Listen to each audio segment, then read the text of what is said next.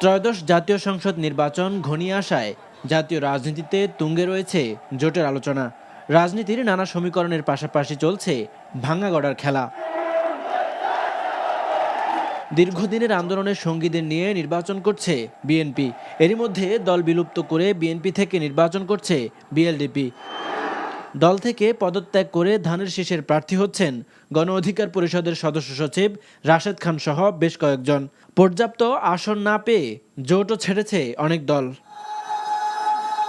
অন্যদিকে নির্বাচন ঘিরে বৃহত্তর রাজনৈতিক সমঝোতার পথে জামায়াতে ইসলামী সহ সমমনা ৮ দল ও অভ্যুত্থানের নেতৃত্ব দেয়া তরুণদের দল জাতীয় নাগরিক পার্টি এনসিপি। চলছে শেষ মুহূর্তের আলোচনা, শিগগির আনুষ্ঠানিক ঘোষণার প্রত্যাশা নেতাদের।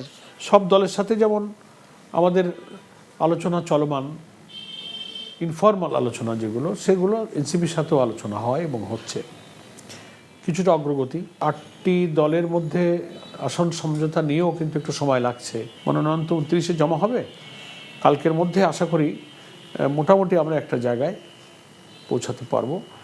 আর একটা কথা বলে রাখি, সবসময় জোটবদ্ধ নির্বাচনের আসন বন্টন এবং সমঝোতার ক্ষেত্রে এটা ঘটে থাকে যে এমনও হয় যে মনোনয়ন জমার সময় হয়তো সুরা হলো না, তো একটা আন্ডারস্ট্যান্ডিং হয় যে ঠিক আছে আপনার সাথে আমার বোঝাপড়া হয়নি, তা আপনিও জমা দেন, আমিও জমা দিয়ে দিই।